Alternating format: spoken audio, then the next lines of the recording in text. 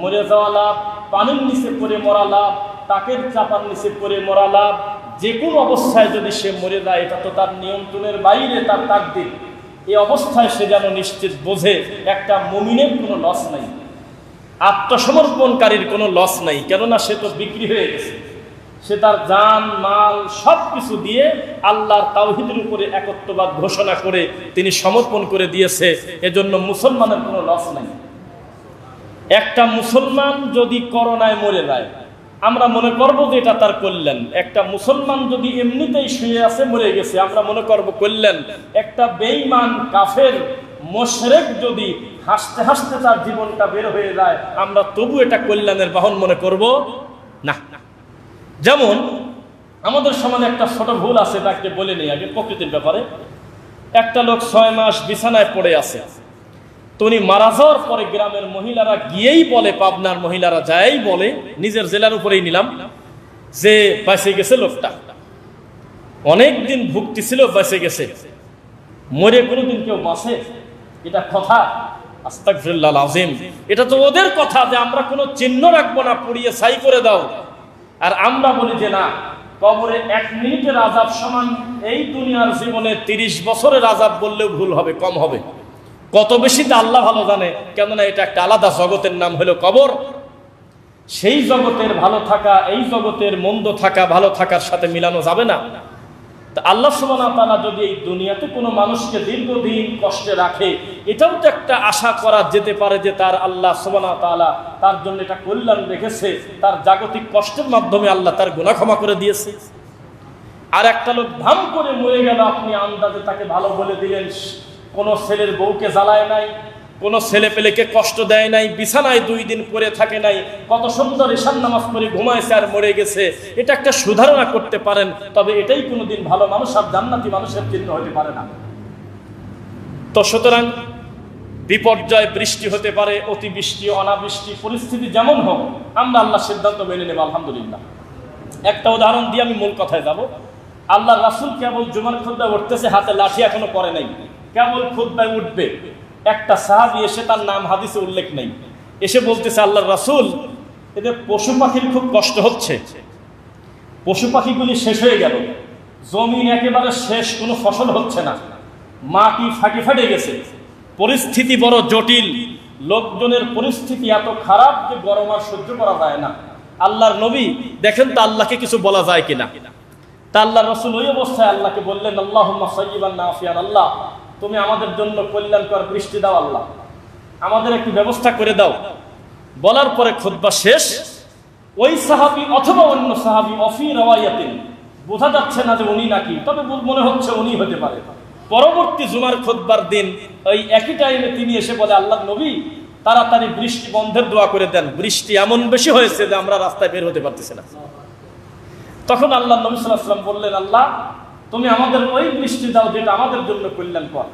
সঙ্গে সঙ্গে আল্লাহর নবী সাল্লাল্লাহু আলাইহি ওয়াসাল্লামের এই কথা বলার পর সাহাবীরা বলতেছে, আমরা মসজিদের বাইরে গিয়ে দেখি তাকিয়ে যে পাহাড়ের সাইড দিয়ে এমন ভাবে মেঘটা কেটে চলে গেল, মনে হচ্ছে আমাদের এলাকায় 3 মাস কোনো মেঘই লাগে নাই, কোনো রকমের কোনো চিহ্ন নাই, বোঝা যাচ্ছে না যে বৃষ্টি কোনো সময় হয়েছে অথবা হবে। আল্লাহ মেঘটাকে সরাই নিয়ে গেলেন, আমাদেরকে আল্লাহ নিরাপদ করে দিলেন। তো মুসলমানের খুব কনফিডেন্স লেভেল হাই থাকতে হয়, আল্লাহর প্রতি সিরিয়াস থাকতে হয় সব সময়, যে আমি চাইলেই পাবো ইনশাআল্লাহ। মুসা আলাইহিস সালাম পেলে আমি পাবো না কেন, এটা একটা মনের দিক থেকে খুব সিরিয়াস থাকতে হয়।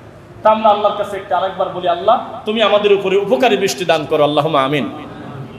এমন একটা বিষয় আজকে আমাকে জুমার খুতবায় দেওয়া হয়েছে, এই বিষয়টার নাম হলো সালাত।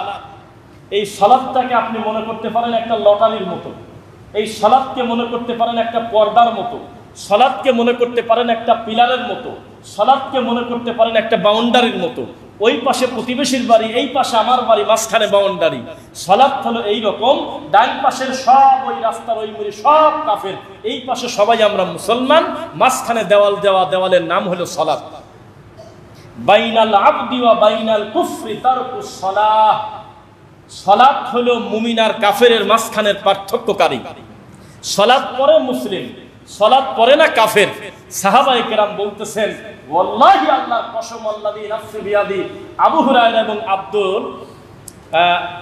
আনাস বিন মালিক রাদিয়াল্লাহু আনহুম যৌথভাবে তারা বলতেছে, যার হাতে আমাদের প্রাণ সেই আল্লাহর কসম, আমরা সহজে কোনো মুসলমানকে কাফের বলতাম না, আমরা সহজে কাউকে চট করে কুফরি ফতোয়া দিতাম না, ইল্লা তারকুস সালাহ, তবে নামাজ পরিত্যাগ করলে টাইম নিতাম না, তাড়াতাড়ি বলতাম কাফের।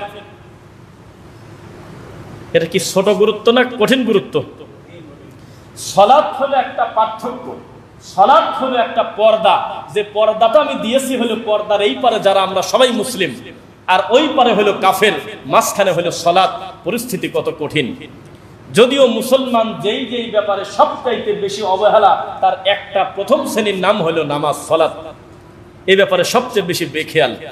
তো যাই হোক, সালাতের আহকাম, সালাতের গুরুত্ব সম্পর্কে আমি আজকে বক্তব্য দেব না, কেননা একটা নামাজি লোকের কানে বহুবার সালাতের গুরুত্ব গেছে কিনা, বহুবার এই মঞ্চ থেকে আপনি সালাতের গুরুত্ব সম্পর্কে জেনেছেন। এখন নামাজি লোকের ট্রেনিং দেওয়া সম্পর্কে আজকে আমার জুমার খুতবা, আমি অঙ্গভঙ্গি করে নিজে দেখাবো, একেবারে তাকবীরে তাহারিমা থেকে তাসলিম পর্যন্ত, সালাম পর্যন্ত করণীয় এবং বর্জনীয় সম্পর্কে ইনশাআল্লাহ। এটা গুরুত্বপূর্ণ কিনা? কিসের গুরুত্ব? এটাই হলো মূল কথা, এটাই হলো ফাউন্ডেশন। এটার উপরে ভিত্তি করে ব্যক্তির অন্যান্য আমল সাজানো হবে। আল্লাহ, তুমি আমাদের মূল কথা বলার ভিতরে আমাদের বারাকা দান করো, আল্লাহুম্মা আমিন। আমরা একটু সিরিয়ালে আপনাকে আমরা বলবো, আর আমি যদি তাকবীর থেকে তাসলিম পর্যন্ত বোঝাই আমি আমার মতো করে, তাহলে বিচ্ছিন্নভাবে বোঝানো খুব একটা সময় লাগবে না, তবে ধারাবাহিকতা বলবো যাতে আপনার বুঝতে সুবিধা হয়। আমাদের সমাজে একটি কথা রয়েছে, নামাজের ভিতরে বাইরে কয় ফরজ। এটা আসলে কোরআন সুন্নাহে আমরা ওইভাবে সিরিয়াল নাম্বার পাই না, এরকম খোঁজা যায় না। আর এই সংখ্যা কোনো ইবাদত না, সংখ্যা হলো একটা মানুষের দেওয়া ফিকি পরিভাষা, কিন্তু মূলত কম বেশ আছে। তবে আমার কাছে যে কিতাবটা আমি যেটা থেকে নোট করেছি, ফতুয়া আর লাজনা দায়মা, সৌদি আরবের সর্বোচ্চ ফতুয়া বোর্ড থেকে স্বীকৃত, তাদের মতে ফরজের সংখ্যাটা 10টা হতে পারে। কয়টা? 10টা। ওয়াজিব আছে, সুন্নাহ আছে, শেষে আছে অপছন্দনীয় মাকরুহ। এই 4টা বিষয় আমরা বক্তব্য দেব, আমাদের হাতে সময় খুবই কম ইনশাআল্লাহ। 10টার ভিতরে প্রথমে বলা হচ্ছে তাকবীর, দাঁড়িয়ে সালাত আদায় করা, কিয়াম করা। কিয়াম মানে দাঁড়ানো। সুস্থ অবস্থায় কাউকেই অনুমতি দেওয়া হয় না এই দেশে বসে সালাত করবে। দাদি, আপনি প্রতিদিন 2 রাকাত সালাত এশার নামাজের শেষে বসেন কেন? হাজী সাহেব, আপনি প্রতি এশার সালাতের পরে 2 রাকাত নামাজ বসে পড়েন কেন? তখন তিনি জবাব দিচ্ছে, একদিন আল্লাহর নবীর স্ত্রী আয়েশা রাদিয়াল্লাহু আনহা, আমাদের আম্মা জান, তার কাঁথা সেলাই করা সুই হারিয়ে দেয়। সুই হারিয়ে দেওয়ার পর তিনি বললেন যে, আল্লাহ, আমার সুইটার ব্যবস্থা করে দেন, আমার ঘরে তো আলো নাই। তখন কথা বলতে বলতে হঠাৎ করে আমার স্বামী মুহাম্মদ সাল্লাল্লাহু আলাইহি ওয়াসাল্লাম ঘরের ভিতরে ঢুকে গেছে। ঢোকার সাথে সাথে আয়েশা রাদিয়াল্লাহু আনহা বলতেছে, আল্লাহর কসম, আমার মনে হচ্ছে ঘরের ভিতরে পূর্ণিমার চাঁদের আলো। আমি সেই আলো, একটু পরে বলেন, আমি সেই আলো দেখে ঘরের ভিতরের থেকে আমি সুইটা বের করলাম। ওই সুই বের করে আমি 2 রাকাত সালাত পড়ার জন্য যে দাঁড়াবো, এই টাইমটুকু আমি আর দিলাম না। আমি তাড়াহুড়া করে আল্লাহর নামে বললাম, আল্লাহু আকবার। এই যে 2 রাকাত সালাত আমি আয়েশা আদায় করেছি, এই 2 রাকাত সালাত আল্লাহর নবী বললেন যে এতই আমার পছন্দ, কিয়ামত পর্যন্ত উম্মতে মুহাম্মাদের জন্য সুস্থ অবস্থাতেও এশার সালাতের একেবারে ভিতরের পরে 2 রাকাত বসে পড়বে। একেবারে প্রসিদ্ধ সূত্রে, একেবারে বিখ্যাত রাবির নাম হলো ইবলিস শয়তান। উনি অবশ্যই বিখ্যাত, নাম করা কিন্তু ইবলিস, তাই না? এটা হলো তার বর্ণনা। কিন্তু আমাদের কি এত সিরিয়াস ভাবে আমাদের ওস্তাদরা বলতো একটা সুস্থ সবল লোক বসে বসে সালাত আদায় করতে? নাউজুবিল্লাহ। জি না, প্রথম শর্ত হলো সালাত কি করতে হবে? দাঁড়িয়ে পড়তে হবে। এটা ফরজ, এটা মশকারার জিনিস নয়। আল্লাহ সুস্থতা দিয়েছে, আমরা দাঁড়িয়ে কিয়াম করে বলবো আল্লাহু আকবার। সালাতের শুরুতে আরেকটি কথা, ইমাম আহমদ বিন হাম্বল রাহিমাহুল্লাহর কাছে 2টা গ্রুপ আসছে। এক গ্রুপ বলতেছে তা'মুরুনা বিল মা'রুফ ভালো বেশি না তানহাউনা আনিল মুনকার বেশি ভালো? আমার কথা কি মাইকে বোঝা যায়? বোঝা যাচ্ছে?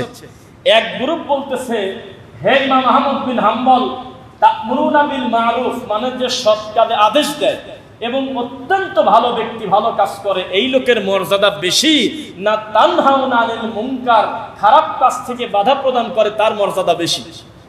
ইমাম আহমদ বিন হাম্বল রাহিমাহুল্লাহ প্রথম ব্যক্তির নাম নেন নাই, দ্বিতীয় পক্ষের নাম নিয়েছেন। হে ইমাম আহমদ বিন হাম্বল রাহিমাহুল্লাহ, আপনি আবার প্রশ্নের উত্তর দেন, একটা ব্যক্তি সুন্নাতের পাগল, তার থেকে কোনো মুস্তাহাব পর্যন্ত ছুটে যায় না, আর একটা ব্যক্তি বেদাত এবং শিরকের ব্যাপারে খুব কঠোর, সে শুধু বেদাত এবং শিরকের বিরুদ্ধে বক্তব্য দেয়, কর্ম করে, এই দুই ব্যক্তির ভিতরে বেশি ভালো কে? তখন ইমাম আহমদ বিন হাম্বল বললেন, দ্বিতীয় ব্যক্তি বেশি ভালো। কারণ এই পৃথিবীতে আল্লাহকে আল্লাহ বলে স্বীকৃতি দেওয়ার জন্য, সালাত আদায় করার জন্য, সিয়াম পালন করার জন্য লোকের অভাব নাই, কিন্তু পুকুরটাকে পরিষ্কার করার জন্য কচুরিপানা সাফ করার লোকের সমাজে খুব অভাব। কচুরিপানা পরিষ্কার হয়ে যাক, ওই সুন্দর পুকুরে কেউ না কেউ মাছ ছাড়বেই ছাড়বে ইনশাআল্লাহ। তো এই ব্যক্তিদের সমাজ থেকে বিদআত এবং শিরককে উৎখাত করতেছে, এর মর্যাদা এই কারণে বেশি যে ওই লোকটা যদি মরেও যায়, তার পরিষ্কার করা মাঠে কেউ না কেউ দাওয়াতি কাজ করবে, আলহামদুলিল্লাহ। তাহলে যারা আমাদের এই যে কয়দিন আগেও একজন আমাকে মানে প্রায় মারেই, হ্যাঁ খালি বেদাত আর শিরক ছাড়া ওয়াজ নাই, আর ওয়াজ নাই, দেশের সব শেষ হয়ে গেল, তোমরা ইনি পড়ে আসো, এভাবে তিনি বললেন। আল্লাহুস সামাদ, আল্লাহ তাকে হেদায়েত দিন, আল্লাহুম্মা আমিন। শিরককে তারা পাপ মনে করবে না, বিদআতকে তারা কোনো পাপ মনে করে না, নাউজুবিল্লাহ পড়ি। তো ঠিক তেমনি আমরা কিছু ভ্রান্ত জিনিসটাও আমরা একটু আলোচনা করব শুরুতে, যাতে পরবর্তীতে আপনাদের মাথায় থাকে। সেটা কি? একটা মুমিন মুসলিম যখন জায়নামাজে দাঁড়াবে, যখন ব্যক্তি ওযু করতে যাবে, তখন রব্বুল আলামিন জানেন যে কিসের সালাত আদায় করার জন্য ওযুটা করতেছে, জানে কি? আর যদি তার মাথায় থাকে যে আমি নামাইতু আন উসাল্লিয়া বলে আল্লাহকে জানাবো যে এটা নামাজ কি 2 রাকাতের না 3 রাকাতের, তাহলে সে আল্লাহর প্রতি বিশ্বাসটা থাকলো না। ইন্না সালাতি ওয়া নুসুকি ওয়া মাহইয়ায়া ওয়া মামাতি লিল্লাহি রাব্বিল আলামিন। সালাত মানেই হলো আল্লাহর জন্য, কুরবানি মানেই আল্লাহর জন্য, জীবন মরণ মানেই আল্লাহর জন্য, আলহামদুলিল্লাহ। তাহলে আমার প্রথম কর্ম সালাতের হলো আল্লাহু আকবার, এটা হলো আমার প্রথম শব্দ হবে জায়নামাজে দাঁড়িয়ে, মনে থাকবে ইনশাআল্লাহ। জায়নামাজ মানে আবার এটা মনে করেন না যে এইটা আমি যেটাতে দাঁড়াবো, তা না। মানে আপনি যেখানে দাঁড়াবেন ওইটা, আপনি যেখানে দাঁড়িয়ে সালাত করবেন, মাটির উপরে, রাস্তার উপরে, গাড়িতে, দোকানে, নৌকায়, ওটাই আপনার জায়নামাজ। তখন আপনার প্রথম শব্দ হবে আপনার রবের ধ্বনি, ওয়া রাব্বাকা ফাকাব্বির, আল্লাহর নামের সবচেয়ে বড় ধ্বনি আল্লাহু আকবার, এটা বলে আপনি সালাত শুরু করবেন। কিন্তু আমরা এই আল্লাহু আকবার বলে হাত বাঁধার ক্ষেত্রে আমাদের কিছু দুর্বলতা আছে। মানে শুরুতে কেউ এই কানটাকে স্পর্শ করা জরুরি মনে করে কিনা? এই কান এইভাবে কানে টাচ করে কিনা? এখানে যারা আছেন অনেকেই সংশোধন হন, আল্লাহু আকবার বলার সময় এইরকম করে, আমি দেখছি এরকম করে কানটা টাচ করে তারপরে হাত বাঁধে, এটা ভুল প্রক্রিয়া। আবার কেউ হাতটা একেবারে পিছনের দিকে দিয়ে তারপরে উল্টায় নিয়ে আসে, এটা ভুল। 3 নাম্বার আর একটা ভুল আছে, আল্লাহু আকবার ভালোভাবে বলে পুরা হাতটা ছেড়ে দেয়, ছেড়ে দিয়ে 2-3 বার বাড়ি দিয়ে আবার নতুন করে উল্টা করে হাত ধরে। মুহাম্মদ সাল্লাল্লাহু আলাইহি ওয়াসাল্লাম শিখিয়েছেন 2টা পদ্ধতিতে, 1 কান, 2 কাঁধ, মনে থাকবে, কান অথবা কাঁধ বরাবর। এ কথা বলে নাই যে টাচ করা লাগবে না, এখানে কারেন্ট পাওয়ার লাগবে না, দূর থেকে এভাবে তাকান, কাঁধ বরাবর অথবা কান বরাবর হাতটা তুলে, ওই যে আপনি নামাবেন নতুন করে হাত ছেড়ে দিয়ে উল্টা পাল্টা না, সরাসরি হাতটা বেঁধে ফেলবেন ইনশাআল্লাহ। এরপরে আপনি কি করবেন? ছানা পড়বেন। আমি এদিক তাকালামই না, এভাবেই বলতে থাকি, যদি বাসের সময় তখন বলবো। ছানা পড়বেন আপনি। ছানা হলো আল্লাহুম্মা বাঈদ বাইনি ওয়া বাইনা খাতায়ায়া কামা বাআদতা বাইনাল মাশরিক ওয়াল মাগরিব, আল্লাহুম্মা নাক্কিনি মিনাল খাতায়ায়া কামা ইউনাক্কাস সাওবুল আবয়াদু মিনাদ দানাস, আল্লাহুম্মা আগসিল খাতায়ায়া বিল মাই ওয়াস সালজি ওয়াল বারাদ, আউযু বিল্লাহিস সামিউল আলিম মিনাশ শাইতানির রাজিম মিন হামজিহি ওয়া নাফখিহি ওয়া নাফসি, বিসমিল্লাহির রহমানির রহিম। এবার আসবে সূরা ফাতিহার কথা। এখন আপনি আমার দিকে তাকায় আছেন যে এইটা আবার কোন ছানা, এইটা কোন ধরনের ছানা? তাহলে আমার সুবহানাকা আল্লাহুম্মার কি হবে? অবশ্যই এটা সহিহ, অবশ্যই এটা সহিহ। তবে মুহাম্মদ সাল্লাল্লাহু আলাইহি ওয়াসাল্লাম বেশি পড়তেন যেটা, সেটাই আমি মুখ দিয়ে পড়লাম। নবী সাল্লাল্লাহু আলাইহি ওয়াসাল্লামকে অনুসরণের কিছু পদ্ধতি আছে, আমার দিকে তাকাবেন ইনশাআল্লাহ, পুরো খুতবা দেখবেন। যে আমি 1টা মিনিট আমি অপচয় করব না, পুরোটা সময় একটু দ্রুত বলবো যাতে সালাতুর পুরো কথা শেষ করতে পারি ইনশাআল্লাহ। নবী সাল্লাল্লাহু আলাইহি ওয়াসাল্লামের একটা পদ্ধতি হলো, উম্মত হিসেবে আমার নবী যেই দোয়া যেইভাবে যখন পড়েছেন সেই হিসেবে সেইভাবে পড়াটা একজন উম্মার জন্য ফরজ। যেমন আমার নবী আল্লাহুম্মা বাইদ বাইনি ওয়া বাইনা খাতায়া, এটা বেশি পড়তেন। তবে সুবহানাকা আল্লাহুম্মা ওয়া বিহামদিকা ওয়া তাবারাকাসমুকা, তারপর কি ওয়া তাআলা জাদ্দুকা ওয়া লা ইলাহা গায়রুক, এটা পড়েছেন। এ মর্মে সহিহ হাদিস আছে। তবে বাইদ বাইনের সংখ্যায় তার তুলনা খুবই কম। এটা 98/2, একদিকে 2 জন, একদিকে 98 জন। যদি বলেন যে এখনই তো একটা টেনশন দিলেন, আমি তো পারি না, আপনার প্রতি জুলুম নাই। আজকে বাইদ বাইনের একটু অর্থটা যদি ওয়াল্লাহি আল্লাহর কসম একটু রিডিং পড়েন, আপনার এমন লোভ হবে, মনে হবে আমি আজকেই মুখস্থ করে আজকে থেকে সালাতে পড়বো ইনশাআল্লাহ। এত সুন্দর কথা আমরা আল্লাহকে বলতেছি, আল্লাহ আমার একেবারে পাপ আপনি ধুয়ে মুছে সাফ করে দেন, একেবারে সাদা কাপড়ের মতো, সুবহানাল্লাহ। কিন্তু আমরা অর্থ জানি না, যার কারণে আমাদের বাপদাদা থেকে যেটা আমরা সহজে মুখস্থ করতে পারছি, সুবহানাকা আল্লাহুম্মা ওয়া বিহামদিকা ওয়া তাবারাকাসমুকা ওয়া জাল্লা সানাউকা বা ওয়া ইলাহা গায়রুক, সেটা আমরা বেশি পড়ি। অবশ্যই আপনি পড়েন, তবে চেষ্টা করেন বাইদ বাইনি মুখস্থ করেন ইনশাআল্লাহ। আপনি সালাত শেষ করে যাওয়ার পথে আমাদের এই কর্তৃপক্ষ মসজিদ কমিটির দায়িত্বশীলদের কাছে একটা সালাতের বই নেন, অথবা বাইরে যদি কেউ বিক্রি করে সালাতের উপরে একটা বই কিনেন ইনশাআল্লাহ। দেখবেন যে বাইদ বাইনিটা সর্বপ্রথমে প্রাধান্য দেওয়া হয়েছে, এটা পড়বেন ইনশাআল্লাহ।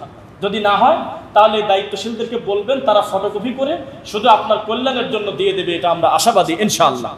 এটা একটা সাদাকা। 2, আউযু বিল্লাহিস সামিউল আলিম মিনাশ শাইতানির রাজীম মিন হামজিহি ওয়া নাফসিহি ওয়া নাফসি, এটা নাও যদি পড়েন তাহলে আউযু বিল্লাহি মিনাশ শাইতানির রাজীম এটা পড়বেন ইনশাআল্লাহ। বিসমিল্লাহির রহমানির রহিম, যেহেতু একটা সূরা পড়তে যাচ্ছেন আপনি, তখন আপনি কি করবেন? আলহামদুলিল্লাহি রাব্বিল আলামিন, এটার নাম কি? সূরাতুল ফাতিহা। এই সূরাটা পড়বেন, এই সূরাটা পড়বেন। এখন আপনি কিভাবে পড়বেন তা আমি জানি না, তবে আল্লাহর নবী কিভাবে পড়ছে সেটা আমি একটু বলতে পারি আপনাদের সাথে। আল্লাহর নবী পড়েছেন আলহামদুলিল্লাহি রাব্বিল আলামিন, থেমে গেছে। আর রহমানির রহিম, থেমে গেছে। মালিক ইয়াউমিদ্দিন, থেমে গেছে। ইয়্যাকা না'বুদু ওয়া ইয়্যাকা নাস্তাঈন, থেমে গেছে। ইহদিনাস সিরাতাল মুস্তাকিম। এভাবে প্রতিটা আয়াত থেমে থেমে পড়েছেন যিনি, যার প্রতি কোরআন নাজিল হয়েছে, সুবহানাল্লাহ। কিন্তু আপনার হাতে যেহেতু টাইম কম, হুজুরের হাতে যেহেতু টাইম নাই, একেবারে 2 দমে মারিয়ে দেন পুরা সূরা ফাতিহা, আস্তাগফিরুল্লাহ। এরপরে দেখেন আরেকটা সুবিধা, সুন্নাহ মানেই সুবিধা। আলহামদুলিল্লাহ, সুন্নাহ মানেই হলো মানবতার কল্যাণ। আপনি যদি প্রতিটা আয়াতের মাঝখানে একটু টাইম দেন, তাহলে আমার আরেক ভাইটা পড়ে নিতে পারে পিছন থেকে, কি বলেন? কিন্তু আমাদের সমাজে কি তা পাওয়া যায়? সময় কিসের সময়? লাশ দাফন করার আগে সব টাইম পায়, 2 ঘন্টা 3 ঘন্টা বক্তব্য দেওয়ার, কিন্তু সূরা ফাতিহার টাইম নাই। প্রতিবাদও করে না যে আমার এই বাপটাকে চিরদিনের জন্য আমি দাফন করে দেব। তাহাজ্জুদ পর্যন্ত কাদা করতেন আমার বাপ, আজ 30টা বছর আমি বাপের খেদমত করি, উফ শব্দ পর্যন্ত করি নাই। এত বড় আদরের বাপকে আমি একটু পরে আমি দাফন কাফন করব, আর এই ভণ্ড হুজুর বলতেছে সূরা ফাতিহা পড়বেন না, তাড়াতাড়ি পিছনে আমি নামাজ পড়াবো। বলতে পারেন না? আমি তো জ্ঞানই নেই আপনার। একটা মানুষের জন্য কোরআন মাজিদে দোয়া করার জন্য সবচেয়ে দামি জিনিস হলো সূরা ফাতিহা।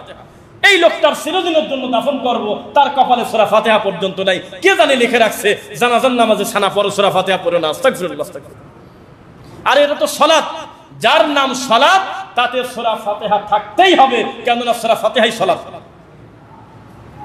এবার আসুন, আপনি সূরা ফাতিহার প্রতিটা আয়াত থামবেন, ওই যে সময়টা পাবে, এই সময় আপনি ইমাম, আপনার পিছনের মুসল্লিরা তারা পড়ে ফেলবে আলহামদুলিল্লাহ। এরপরে আপনি গায়রিল মাগদুবি আলাইহিম ওয়ালাদ-দাল্লিন, এই যে লিন বললেন, বলা যখন শেষ হবে তখন আপনি বলবেন আমিন। হামজার উপরে কয় আলিফ চিহ্ন আছে বলেন তো দেখি? হ্যাঁ, টানতে হবে আপনাকে। আর যদি বলেন যে আমিন, তাহলে এই আমিন আর আমিন কম বেশ আছে। আমিন মানে সত্য বলছে, কবুল করুন। আমিন মানে কবুল করুন, আর আমিন মানে সত্য কথা। বোঝা যাচ্ছে? তাহলে আমাদের বলতে হবে আমিন, এই সময় নিয়ে বলতে হবে। আর আস্তে নাকি জোরে, এবং আমি শুরু করব কোন সময়, আমি একজন মুসল্লি হিসেবে এখানে আপনাকে একটু থামাই। ইমাম শুরু করার পূর্বেই আমরা সবাই বলবো আমিন, ঠিক কিনা বলেন? ইমাম শুরু করার আগে। কিন্তু এমন আছে, আমি কিছু কিছু জায়গায় মেহমান হয়ে সালাত পড়তে গেছি, টিস্যু তো নাই, সালাত পড়তে গেছি, তো হয়তো ইমাম আমাকে ভালোবেসে সামনে দিয়েছে, যে আপনি সালাত পড়ান। আমি এই পরিস্থিতিতে পড়ছি, আপনারা কেউ পড়ছেন কিনা আমি জানি না। আমি যখন বলতেছি গায়রিল মাগদুবি আলাইহিম ওয়ালাদ-দাল্লিন, কেবল লিন বলছি, বলে শেষ করি নাই। আমি শুরু করার আগেই এই অতি পণ্ডিতরা আগেই বলে ফেলছে আমিন। আমি হতভাগার মতো দাঁড়া আছি, কে করলোটা কি কাজ? এখানে ইমাম যখন বলে, ইদা যখন আম্মানাল ইমাম, ইমাম আমিন বলে, বুঝেন নাই? যখন ইমাম আমিন বলে, তাহলে আমি বুঝবো কিভাবে উনি আমিন বলতেছে? না বললে বোঝা যায়? তাহলে ইমামের বলাটা আগে জরুরি না আপনার বলাটা আগে জরুরি? আমি বুঝবো কিভাবে আমার ইফতারের টাইম হয়েছে? সময় আগে হওয়া লাগবে না? আপনি ইফতার আগে করবেন না সময় আগে হবে? সূত্র তো ইমাম প্রথমে বলবে, যেই শব্দ করবে সঙ্গে সঙ্গে আপনি বুঝে গেছেন এখন আমাকে বলতে হবে। তখন একযোগে সবাই যদি বলেন, আল্লাহর কাছ থেকে একটা পুরস্কার, এটা দলাদলি করার জন্য না, হানাফি ভাইকে খাটো করার জন্য না, আল্লাহর নবীর সুন্নাহ মতে আপনার একটা উপকার আছে। ইমামের আমিন, ফেরেশতার আমিন আর আপনার আমিন যদি মিলে যায়, ইমামের আমিন, ফেরেশতার আমিন আর আপনার আমিন যদি মিলে যায়, নবী বলেছেন শোনো, যখন তোমরা আমিন গায়রিল মাগদুবি আলাইহিম ওয়ালাদ-দাল্লিন পড়ো, তখন ফেরেশতারা আমিন বলে ফেলে সুবহানাল্লাহ, যে আল্লাহ এই যে কেবল বললো ইহদিনাস সিরাতাল মুস্তাকিম, তুমি কবুল করো। এই যে কেবল বললো গায়রিল মাগদুবি আলাইহিম ওয়ালাদ-দাল্লিন, তুমি কবুল করো। এই কথা ফেরেশতারা বলে ফেলে, ফেরেশতাদের ভাষা হলো আমিন। এই টাইমে যদি ইমাম বলে ফেলে আর ওটা শুনে যদি মুসল্লি বলে ফেলে, গফিরা লাহু মা তাকাদ্দামা মিন যামবি, তিনটা আমিন একই সঙ্গে মিলে যাওয়ার কারণে আল্লাহ তার অতীতের গুনাহ ক্ষমা করে দেন। উপকার আছে কি সুন্নাতে? এইবার আসেন, তাহলে আমরা কি ইমামের আগে বলবো না ইমাম বলার সাথে বলবো? ইমাম বলার সাথে। এরপরে ওয়ালাদ-দাল্লিনের পর আমিন হয়ে গেল। তাড়াহুড়া করে আমাদের সমাজে যাতে কেউ আমিন বলতে না পারে, অধিকাংশ মসজিদ ইদানিং আর এক সূরা তাড়াতাড়ি ধরে। প্রত্যেকটা কথার হিসাব আল্লাহ নেবেন, মা ইয়ালফিযু মিন কাওলিন ইল্লা লাদাইহি রাকীবুন আতীদ। প্রত্যেকটা কথা কিন্তু রেকর্ড হয়। আমি আমার কথার জবাব দিয়ে আল্লাহর কাছে করব কিনা? আমি নিজে সাক্ষী, আল্লাহি আমি নামাজ পড়ছি, ওয়ালাদ-দাল্লিন বলার পর মুসল্লিরা কিছু কিছু মুসল্লি সুন্নাতের পক্ষে আমল করে, তারা আমিন জোরে বলে। এইটা ইমাম সহ্য করতে না পেরে এটাকে দাফন করার জন্য তাড়াহুড়া করে অন্য সূরা ধরে, মাঝখানে টাইম দেয় না, যে আমিও বলবো না তোরও বলতে দেবো না। হন্নে ওয়ালাদ-দাল্লিন বলেই বলতেছে ইযা যুলজিলাতিল আরদু জিলজালাহা, টাইম নেই। অথচ মুহাম্মদ সাল্লাল্লাহু আলাইহি ওয়াসাল্লাম সময় দিতেন, হুজুরের হাতে টাইম নাই। আল্লাহর নবী এক সূরা থেকে অন্য সূরার পার্থক্য করার জন্য আমিন বলার পরে আমার নবী টাইম দিতেন সুবহানাল্লাহ। এরপরে আরেকটা সূরা শুরু করবেন। সূরার শুরুতে হলে বিসমিল্লাহির রহমানির রহিম পড়বেন ইনশাআল্লাহ। এরপরে সূরা ফাতিহার সাথে অন্য একটি সূরা হয়ে গেল। হওয়ার পরে কি করবেন আপনি? আল্লাহু আকবার বলে ইমাম রুকুতে যাবে। তো রুকুতে যাবে কোন টাইমে যাবে? ইমাম আগে যাবে, আপনি আগে যাবেন না একসঙ্গে যাবেন? কোনটা? উত্তর হয় নাই। কিভাবে হবে উত্তর? ইমাম আগে যাবে, তাকে আপনি অনুসরণ করবেন। ইমাম চিৎকার দিয়ে বলতেছে আল্লাহু আকবার, কেননা জামাত হলো বিশাল। ইমাম তখনও রুকুতে যায় নাই, এখনো তার কাঁধটা নিচু হয় নাই, অলরেডি হাজার হাজার মানুষ রুকুতে চলে গেছে। এটা সালাত ভেঙে যাওয়ার অন্যতম একটি কারণ। বোঝা কি যাচ্ছে? সালাত ভেঙে যাওয়ার অন্যতম একটি কারণ। মাঝখানে আমরা আরেকটা বিষয়, সালাতে হাত বাঁধার বিষয়।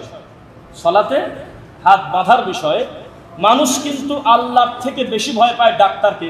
তাকান আমার দিকে। আল্লাহর থেকে বেশি ভয় পায় কাকে? ডাক্তার জাহাঙ্গীর কবির স্বাস্থ্যসম্মত যেই পদ্ধতি আজকে অনলাইন ভিত্তিক মানুষের কাছে বলে, সেম কথা বা তার থেকে বেশি ভালো কথা মুহাম্মদ সাল্লাল্লাহু আলাইহি ওয়াসাল্লাম 1450 বছর আগে বলে গেছে। কিন্তু এতদিন আপনার ভালো লাগে নাই। এখন উনি বলতেছে 3 ভাগের 1 ভাগ খান, এখন তিনি বলতেছে সোম বৃহস্পতিবার সিয়াম পালন করেন, এখন তিনি বলতেছে চাঁদের 13, 14, 15 সিয়াম পালন করেন, এখন তিনি পদ্ধতি শিখায় দিচ্ছে, আপনি বলতেছেন বাহ কি উপকার হইলো, এত সুন্দর জিনিস তো জানতাম না। আপনি গরু তাই জানতেন না, মানুষ হলে তো আপনার পবিত্র কোরআন হাদিসে তো পাওয়ার কথা। কেননা এই সেম কথা মুহাম্মদ সাল্লাল্লাহু আলাইহি ওয়াসাল্লাম 1450 বছর আগে বলছে, এটাকে কাল্পনিক গল্প মনে করে মানুষ পড়ে নাই। নাউজুবিল্লাহ। একজন ডাক্তার যখন বলছে তখন আপনি মেনে নিছেন, না কি নেই? তো হাত যে বুকে বাঁধতে হবে, নাভির নিচে হাত বাঁধা যে দুর্বল জয়ীফ, ওয়াল্লাহি এটা যারা পক্ষে লেখছে তারা পর্যন্ত নিচে লেখছে হাদা হাদিসুদ দাঈফ, তবে হাদিসটা দুর্বল, এটা তারা লেখছে। যদি বলেন যে দুর্বল, তাহলে তারা লিখলো কেন? তো তাবিজ লেখা শিরক, তাবিজ গলায় ঝুলায় দেওয়া শিরক, এটা কি যে লেখে সে জানে না তাই মনে করছেন আপনি? জানার পরেও তারা লিখতেছে, এর সংখ্যা অনেক বেশি। তো ওই রকম ঠিক তাই ডক্টর আব্দুল্লাহ জাহাঙ্গীর স্যার লিখছে, জানাজার সালাতে সমাজে প্রচলিত সানা পড়তে পারেন, তবে সাহাবায়ে কেরাম সূরা ফাতিহা পড়তেন। কি একটা কৌশল করে দিল দেখেন। জ্ঞানী লোক কিন্তু বুঝে গেছে সমাজে চলে সানা আর নবীর সাহাবীদের চলে সূরা ফাতিহা। এখন আপনি কোনটা নেবেন তা আমরা জানি না। তারা বলতেছে নবীর হাদিস কোনো জয়ীফ নাই, হাদিস তো হাদিসই। ল্যাংটা লোক হলো বলতেছে আমি হলো মুহাম্মদ সাল্লাল্লাহু আলাইহি ওয়াসাল্লামের বংশ, আমাদের হাদিস আছে, তো আপনি মেনে নেন, মেনে নেবেন সেটা। তো হাদিস হলেই সেটা মানা যাবে না, হাদিসটা বিশুদ্ধ কিনা সেটা দেখতে হবে, ঠিক কিনা? তো হাদিস বিশুদ্ধ মতে হাতটা বুকে বাঁধবেন ইনশাআল্লাহ। এখন যদি বলেন যে কারা বলছে, আহলে হাদিসরা বলছে বললে তো আপনি বলবেন না ঘরের কথা বলতেছে। হানাফি বিদ্বানরা এই দেশি লোক পর্যন্ত স্বীকার করছে, এই দেশি লোক যাদেরকে আপনি সবচেয়ে বেশি ফলো করেন তারা পর্যন্ত স্বীকার করছে যে না, আসলে হাতটা বুকে বাঁধাই হলো নিরাপদ, এবং এটাই নবীর সুন্নাহর সবচেয়ে কাছাকাছি। কেউ কেউ একটু দ্বিমত করলেও তবে শক্তিশালীর ভিত্তিতে বুকে হাত বাঁধাটা হলে সবচেয়ে শক্তিশালী। বোঝা যাচ্ছে কথা? আর যদি বলেন যে তার বাস্তবতা কি, আপনি যে হুজুরকে বেশি ফলো করেন, সেটা হোক না শায়েখ কামালউদ্দিন জাফরি, হোক না মিজানুর রহমান আজহারি, হোক না আপনার আর একজন যে ভালো সেলিব্রিটি হুজুর, সেই মানুষটা দেখবেন যে নিজে যখন সালাত আদায় করে হাতটা নাভির নিচে না নাভির উপরেই থাকে। মিথ্যা না সত্য? আর রাসূলের সহিহ হাদিসে তো অসংখ্যবার উল্লেখ করা রয়েছে, যদিও সেটা আমরা মানতে চাই না। আল্লাহ আমাদের হেদায়েত দিন, আল্লাহুম্মা আমিন। হাতটা যে আপনি বাঁধবেন, বাঁধার কিছু প্রক্রিয়া, সেটা কি আপনি এই কবজির সাথে কবজি ধরবেন, নাকি গিরার সাথে পুরা হাতটা ধরবেন জেরা, এটা কোনটা? আপনি দুইটা, এখানে আপনার অপশন আছে। আপনি পুরো হাতটা দিয়ে হাতটা ধরে রাখতে পারেন, পুরো হাত। আর একটা হলো কবজি দিয়ে কবজি ধরে আপনি বুকের উপরে রাখতে পারেন ইনশাআল্লাহ। এরপরে আপনি রুকু থেকে উঠলেন, আপনি উঠার আগেই দেখবেন যে মুসল্লি উঠে গেছে। এখানে ইমামদের কিছু কৌশল আছে। সে আগে ঘাটটা উঠাবে, তারপর বলবে সামি আল্লাহু লিমান হামিদা। উনি যদি রানিং রুকু থাকা অবস্থায় বলে সামি আল্লাহু লিমান হামিদা, তাহলে উনি ঘাট তোলার আগেই অর্ধেক মুসল্লি ঘাট তুলে ফেলবে, ঠিক কিনা? এটা একটা কৌশল, এটা ইমামদের জন্য, আপনাদের জন্য না। এরপরে ইমাম যে বলল সামি আল্লাহু লিমান হামিদা, মুসল্লি হিসেবে আপনি কি বলবেন বলেন? দুইটা বর্ণনা, রব্বানা লাকাল হামদ অথবা রব্বানা ওয়া লাকাল হামদ। তারপরে আরো সময় থাকবে, এজন্য মুহাম্মদ সাল্লাল্লাহু আলাইহি ওয়াসাল্লাম আপনাকে বলেছে আপনি আরেকটা সুন্দর দোয়া পড়তে পারেন, হামদান কাসীরান তাইয়িবান মুবারাকান ফীহ। এই দোয়াটা কখন পড়া লাগবে? ইমাম যখন টাইম দেবে তখন, তাছাড়া কি সম্ভব হবে? ইমাম রুকু থেকে উঠে তাড়াহুড়ো করে আবার সিজদায় চলে যাচ্ছে, তখন আপনি চাইলেও কিন্তু হামদান কাসীরান তাইয়িবান মুবারাকান ফীহ পড়তে পারেন না। এরপরে যখন আপনি সিজদায় যাচ্ছেন, তখন আপনার হাত আগে যাবে না হাঁটু আগে যাবে? আমাদের সামনে আমরা যখন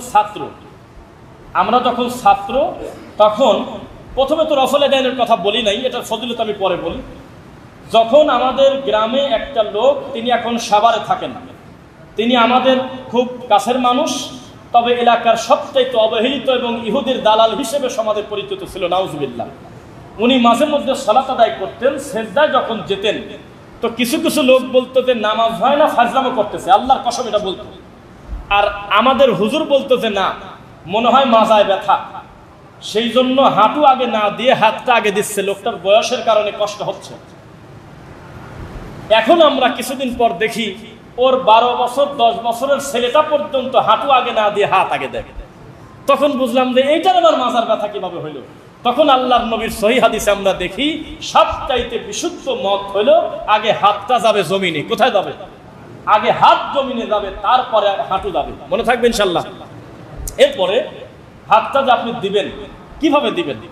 সারা জীবন হুজুর আমাদেরকে বলছে যে এমন ভাবে সেজদা দাও যেন তোমার হাতের মাঝখান দিয়ে একটা ছাগলের বাচ্চা দৌড়ে চলে যেতে পারে, যাতে তোমার হাতে না লাগে। এ কথা বলে হুজুর সহ মুসল্লিরা হাত চেপে মাটির সাথে লাগায় সেজদা দিচ্ছে। এখন বিড়াল কি কাঁধের উপর দিয়ে যাবে না হাতের নিচ দিয়ে যাবে সেটা আর বোঝা গেল না। বিড়াল যদি কাঁধের নিচ দিয়ে হাতের নিচ দিয়ে যায় তাহলে আমার হাতটা স্বাভাবিকের থেকে একটু আগায় যাবে। আমি এই মসজিদে এই মিডিয়ার সামনে এতগুলো মানুষের সামনে লক্ষ কোটি জনতাকে জ্বালাতে চাই, আপনার মসজিদে কোটি টাকার মার্বেল পাথর থাকতে পারে, আপনার মসজিদের কাতার নতুন করে বানাতে হবে, ভেঙে ফেলতে হবে, একটা কাতার অতিরিক্ত নষ্ট করে তারপরে কাতার করতে হবে। আপনার কাতার এখনো হয়নি, আপনার কাতারই হয়নি, আপনি মাপই জানেন না কিসের ভিত্তিতে আপনি মাপলেন। যেমন ওই যে বলাকা বাস, যাক বলেই ফেললাম নাম, কিছু বাসের সিট আছে, আমরা বসে আর বলি আল্লাহ এই সিটটা যখন বানায় কার মাপে বানাইছে। একটা তো মিনিমাম জ্ঞান থাকার দরকার, যেখানে একটা স্বাভাবিক লোক বসলে এই লোকটার পাটা নড়াচড়া করতে পারবে কিনা, এটা কার মাপে হিসাবে বানায়। তো জানেন আমাদের এই কাতার বানায় কার হিসাবে আমরা জানি না, নাউজুবিল্লাহ মিন যালিক। কিসের ভিত্তিতে বানায়? একটা লোক যদি আল্লাহর নবীর পদ্ধতিতে সেজদা দিতে যায় সামনের লোকের পায়ের সাথে তার লাগবেই। আমাদের দেশের অধিকাংশ মসজিদে এটা দেখেন ওখান থেকে এতদূর পর্যন্ত, মাঝখানে মোটামুটি প্রায় আরো 5 ইঞ্চি 6 ইঞ্চি কম দেয়। তারা কিভাবে সেজদা দেবে বলেন? এরপরে মুসল্লি বেশি হয়ে গেলে জুমার নামাজে বলে এই সবাই কাতার একটা বেশি করেন, একটু সামনের দিকে আগায় কাতার একটা বাড়ায় দেন, এভাবে সেজদা দিচ্ছে। এর কোন পদ্ধতি রাসূল থেকে আসে? স্বাভাবিকভাবে মানুষের দেহের গতির বাইরে সুন্দর করে পুরো হাতটা সামনের দিকে যাবে, হাতটা উঁচু থাকবে, সুন্দরভাবে সে আল্লাহকে সেজদা দেবে। এটাই হলো আল্লাহ রাসূলের পদ্ধতি। সেজদাতে গিয়ে সে বলবে সুবহানা রাব্বিয়াল আ'লা। মাঝখানে রুকুটা ভুলে গেছে, রুকুটা বলি, রুকুতে কি বলতে হয়? সুবহানা রাব্বিয়াল। আচ্ছা কেউ বলেন তো আর কি কিছু বলা যায়? থাক। দেখছেন আমার রাসূল যদি মাঝে মধ্যে পরিবর্তন করে করে কোনো দোয়া পড়ে, তা আমি আবার কোথাকার ওস্তাদ দিয়ে পরিবর্তন করব? আমার রাসূলেরটাই আমি মানব ইনশাআল্লাহ। তিনি যেভাবে পরিবর্তন করছে আমি তাই করব। নবী সাল্লাল্লাহু আলাইহি ওয়াসাল্লাম মাঝে মধ্যে হাত বাঁধার পরে সানা হিসেবে পড়তেন ইন্নী ওয়াজ্জাহাতু ওয়াজহিয়া লিল্লাযী ফাতারাস সামাওয়াতি ওয়াল আরদা হানিফা ওয়া মা আনা মিনাল মুশরিকিন। এটা কি জানেন? এটা আপনার দোয়াটা, এটা কোরআন মাজিদের আয়াত। কিন্তু এটাকে আমাদের দেশে জায়নামাজের দোয়া হিসেবে নামাজ শুরু করার আগে জায়নামাজ পবিত্র করার জন্য পড়ে, যেটা সরাসরি বেদাত। কি এটা ছিল নামাজের ভিতরের কাজ, কিন্তু কে জানি বাইরে নিয়ে আসছে, টাইম নাই। যাই হোক, রুকুতে যদি কেউ আপনার সামনে পড়ে আল্লাহু আকবার বলে রুকুতে গিয়ে পড়তেছে সুবহান কুদ্দুসুন রাব্বুল মালাইকাতি ওয়ার রূহ, আপনার নতুন নতুন লাগবে না? কেন কি বলে, বলেটা কি? এটা তো কোনোদিন শুনি নাই। আপনি এখন মাইক্রোফোন নিয়ে আমাদের এই দেশে তন্ন তন্ন করে ঘোরেন, অথবা এই হায়দ্রাবাদ এলাকা ঘোরেন, অথবা আপনার এই বড় বাড়িতে চলে যান, অথবা শুধু গাজীপুরে একটু সার্চ করেন, শতকরা 90%-এর উপরে মুসল্লি বলবে রুকুতে যে সুবহান রাব্বিল আযীমের সারা বাইরে কিছু করা যায় এ বাপের জন্মে শুনি নাই। অথচ সুবহান রাব্বিল আযীমের থেকে আমার নবী সাল্লাল্লাহু আলাইহি ওয়াসাল্লাম সুবহান কুদ্দুসুন রাব্বুল মালাইকাতি ওয়ার রূহ এটার ফজিলত এবং এটার গুরুত্ব অর্থ বেশি বহন করে, সেটাই প্রমাণ পাওয়া যায়। তাহলে সুবহান রাব্বিল আযীম পড়েন, তবে সুবহান কুদ্দুসুন রাব্বুল মালাইকাতি ওয়ার রূহ পড়বেন ইনশাআল্লাহ। আমি একবার পড়ি, আমার সাথে উচ্চারণ করেন তো সবাই। সুবহান কুদ্দুসুন রাব্বুল মালাইকাতি ওয়ার রূহ, এটা হলো রুকুর কাজ। পারবেন ইনশাআল্লাহ? এর সেজদায় যে আপনি চলে গেলেন, আপনি তো বলতেছেন সুবহান রাব্বিয়াল আলা, এর পরে আরো কিছু পড়া যায়, আপনি কিন্তু তা বলতে পারলেন না। আর আমি বলতেছি, আমি সাজদায় গিয়ে আমি বলতেছি ফাসাব্বিহ বিহামদি রাব্বিকা ওয়াস্তাগফির। হবে কিনা? হবে কিনা? অসুবিধা নেই। সেজদায় গিয়েছেন, সেজদায় গিয়ে আর কি কি দোয়া পড়া যায় দুই একটা বলেন তো দেখি। সুবহান রাব্বিয়াল আলা, ফাসাব্বিহ বিহামদি রাব্বিকা ওয়াস্তাগফির, রুকুতেও পড়া যায়, সিজদাতেও পড়া যায়। আর একটা কি আছে? সুবহানাল্লাহ। এই দোয়াগুলো কার জন্য রাখছে? একটা নামাজি লোক পড়বে, আল্লাহ মনোযোগ বাড়ায় দেবে, তাই কিনা? প্রত্যেকটা দোয়ার ফজিলত আল্লাহর কাছে আছে, আছে কিনা? এই যে ব্যক্তি সালাতে দাঁড়ালো, আপনাকে যখন বলি বাবাজি একটু চেপে দাঁড়ান, আপনার অন্তরের প্রিয় হুজুর হলো ডক্টর খন্দকার আব্দুল্লাহ জাহাঙ্গীর রাহিমাহুল্লাহ। এরকম হানাফি বাংলাদেশে আর নাই যে কোনোদিন অন্য কাউকে আঘাত করে কথা বলে নাই। প্রায় লোকটার 30টার উপরে কিতাব আছে, বড় বড় এক একটা কিতাব আছে 1000 পৃষ্ঠার উপরে। যদি ইনসাফ করতো মানুষ তাহলে তার বই পাঠ্যপুস্তকে থাকা উচিত, কিন্তু দেবে না, কবর পূজারীর হাতে যেহেতু তাই দেয় না। এত বড় একজন লেখক, গবেষক, ডক্টর, তিনি বলতেছে আহারে মসজিদে গেলে আফসোস হয়, দুইজন ব্যক্তিকে একটু ধাক্কা মারলে তিনজনের জায়গা হয়। কথা বলেন না, দুইজন ব্যক্তিকে একটু গোতা দিলে তিনজনের জায়গা হয়, এই কি নামাজ? উনি নিজে বলছে। এখন আপনি সার্চ দেন ইউটিউবে, দেখেন দেখেন এই কথা পান কিনা। তার তো অভিনয় করেন। আল্লাহর কসম, মিজানুর রহমান আজহারি, তাকে আপনি সেলিব্রিটি বলেন, একেবারে মিনাল বায়ান ইলা সেহর বলেন, যেটাই বলেন, সবচাইতে বেশি ফলোয়ারের সংখ্যা তার। সেই লোকের কয়েকদিন আগের একটা বক্তব্য দেখলাম, ডাইরেক্ট তিনি ভিডিওতে বলতেছে এই ব্যক্তিতে ফিজিক্যালি এই যে লেগে লেগে না দাঁড়িয়ে দূরে দাঁড়ানো লাগবে, এমন কথা আমি কোথাও খুঁজে পাইনি। তাই নাই, তা আপনি কোন জায়গা পাইলেন? দুইজন ব্যক্তি দাঁড়া আছে, মাঝখানে প্রায় 10 আঙুল 15 আঙুল ফাঁক, আধা হাত 1 হাত ফাঁক। কেউ যদি আবার ওই পাশের ব্যক্তির সাথে পাও মিলাতে যায়, তাহলে নামাজের ভিতরেই পারলে মারিয়ে নেয়। এমন পরিমাণ হিংসা সে পোষণ করে। আপনাকে বলে রাখি বাবাজি, পায়ের সাথে পাও মিলাই এই কারণে যাতে আপনাকে খাটো করা যায়, সেটা উদ্দেশ্য না। আমি আহলে হাদিস সেটা প্রমাণ করার জন্য পায়ের সাথে পাও মিলাই না, বিশ্বাস করেন তা না। আমি মিলাই এই কারণে, মান সাদ্দা ফুরজাতান ফিস সাফ বানাল্লাহু লাহু বাইতান ফিল জান্নাহ, আমার নবীর মুখ দিয়ে কথা বের হয়েছে, কেউ যদি দুইজন ব্যক্তির মাঝখানের ফাঁকা পূরণ করে, আল্লাহর জান্নাতে তার জন্য ঘর তৈরি হয়। আরে আপনি কি, আপনার কথায় মাথাই নেই। আমি তো পাও মিলাই নবীর সুন্নাহর কারণে। তবে যদি পাও মিলাতে যাওয়ার সময় আপনি পাওটা জোরে করে টান দেন, আমি নতুন করে আর মিলাতে যাব না, আমার দায়িত্ব শেষ। আমি চেষ্টা করছিলাম সুন্নাহ আদায় করার, যেহেতু আপনি পাওটা সরাই নিছেন, নতুন করে আমি আপনাকে আর পাও ধরবো না। বোঝা যাচ্ছে তো? প্রত্যেকটা আমল আপনার মনে হচ্ছে খুব ছোট ছোট, কিন্তু তার ফজিলত আল্লাহর কাছে অনেক বেশি। কেননা তিনি হলো আল্লাহ, আপনাকে অগণিত দিলে তার কোনো ক্ষতি নাই। দেখেন, সেজদা থেকে উঠলেন, সেজদা থেকে উঠে কি করতে হয়? সেজদা থেকে উঠে কি করবেন? দুই সেজদার মাঝখানে দোয়া কি আছে? আল্লাহুম্মা গফিরলি ওয়ারহামনি ওয়াআফিনি ওয়ারযুকনি ওয়াহদিনি ওয়াজবুরনি, দোয়াগুলো করবেন। যদি মনে করেন যে আমি ছোট করে পড়বো, তাহলে শুধু পড়েন যে রব্বিক ফিরলি রব্বিক ফিরলি রব্বিক ফিরলি, এটা আপনি পড়েন দুই সেজদার মাঝখানে। এটা তখন পড়তে পারবেন যখন সালাতটা আল্লাহর রাসূলের পদ্ধতিতে হবে, দুই সেজদার মাঝখানে টাইম পাওয়া যাবে। বোঝা যাচ্ছে? এরপরে আপনি আবার সেজদায় যাবেন, সেজদা থেকে আপনি আল্লাহু আকবার বলে একটানে উঠে পড়বেন। যদি 2 রাকাত বিশিষ্ট, 3 রাকাত বিশিষ্ট অথবা 4 রাকাত বিশিষ্ট সালাত হয়, নাকি বলেন? হ্যাঁ, শিক্ষক মাঝে মধ্যে ভুল করে, এটা এই ছাত্রের অ্যাটেনশন নেওয়ার জন্য যে আসলে কি করতেছে সে বুঝতেছে কিনা। আমি বলতেছি, আমি কেবলমাত্র 1 নাম্বার রাকাতের সেজদায় গেলাম, আমার কথা বুঝেন কিন্তু। আমি কেবল 1 নাম্বার রাকাতের সেজদায় গেলাম, আমার সামনে আরেকটা রাকাত আছে, আমি ফজর পড়তেছি। এমত অবস্থায় প্রথম 1 নাম্বার রাকাতের লাস্টের সেজদা থেকে, দ্বিতীয় সেজদা থেকে আমি আল্লাহু আকবার বলে সরাসরি দাঁড়িয়ে যাব না? কি করব? পক্ষে বিপক্ষে আছে কথা, কি করব? আমাকে বসতে হবে। এই পদ্ধতি শিখিয়েছে, তার নাম হলো মুহাম্মদ সাল্লাল্লাহু আলাইহি ওয়াসাল্লাম। এই কোথায় পাওয়া যায়? এটা হলে আশপাশের এলাকা তন্ন তন্ন করে খুঁজে এই মসজিদে এই পদ্ধতিটা দেখতে পাওয়া যায়, এটা আমরা বলবো।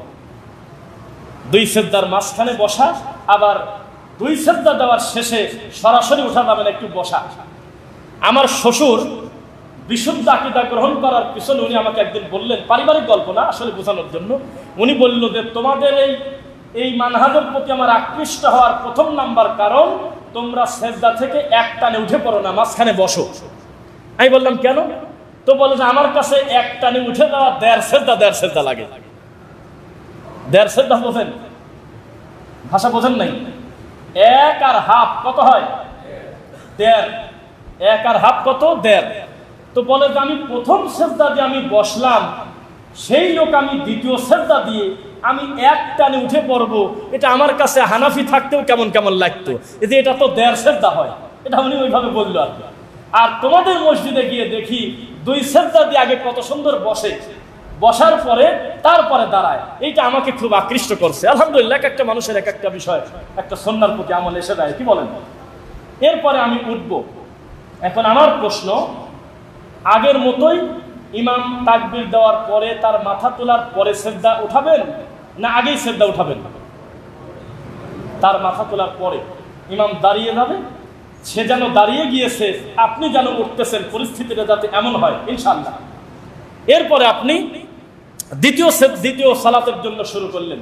এবার বলেন তো দেখি এখন কি করতে হবে? প্রথম কাজ সূরা ফাতিহা, বিসমিল্লাহ নাই, সূরা ফাতিহা, অন্য একটি সূরা, আবার স্বাভাবিক প্রক্রিয়া। এইবার আপনার সাথে আমার দুইটা কথা। সালাত যদি হয় মাগরিব, কি সালাত? সালাত যদি হয় মাগরিব, তাহলে বৈঠক কয়টা? সালাত যদি হয় এশা, বৈঠক কয়টা? তাহলে নবী সাল্লাল্লাহু আলাইহি ওয়াসাল্লাম বলছে যে তোমরা 2 নাম্বার বৈঠকে, মানে লাস্টের বৈঠক যদি হয় তার আগে আরেকটা বৈঠক থাকে, সেই বৈঠকে শুধু আত্তাহিয়াতু, শুধু কি তাশাহুদের বৈঠকে আত্তাহিয়াতু লিল্লাহি ওয়াস সালাওয়াতু ওয়াত তাইয়্যিবাত শেষ করলেন।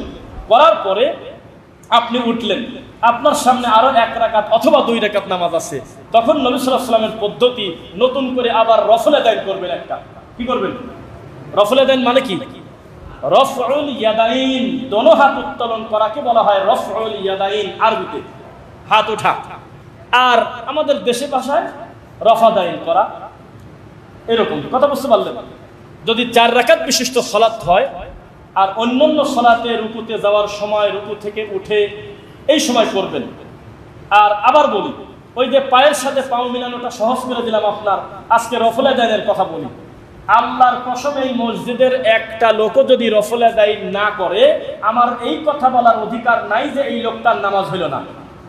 আমার দিকে তাকান সবাই, গায়ের জোরে ফতোয়া দিয়েন না। এই মসজিদে কোন একটা জায়গায় সালাত করতে গেছি, একটা লোকও যদি রফল আদায় না করে, তবু আমার এই কথা বলার অধিকার নাই যে এই লোকটার নামাজ হইল না। কারণ এটা একটা সুন্নাতি আমল, আমি করলে পুরস্কার পাবো, না করলে আমার এই ভাইটাই সুন্নাতের পর আমল করলো না, কিন্তু আমি তাকে গালি দিতে পারবো না, অথবা তার সালাত হলো না, এমন কথা কোরআন হাদিসে কোথাও লেখা নেই। এখন যদি মনে করেন তাহলে পার্থক্য কি? পার্থক্য হলো বিচারের মাঠে একদল মানুষ আফসোস করবে, আল্লাহ রাত 2টার সময় উঠে আমি এই ফজিলত পাইছি, যদি রাত 1টায় উঠতাম না জানি আরো কি পাতাম। আল্লাহ আমি যদি আরো বেশি নেক কাজ করতে পারতাম তাহলে আমি বড়টায় থাকতে পারতাম। বড়টার নাম কি বলেন তো? জান্নাতুল ফেরদাউস। জান্নাতেরও ক্লাস সিলেকশন আছে, জান্নাতেরও প্রকারভেদ আছে। কথা বোঝা যাচ্ছে? জান্নাত কয়টা?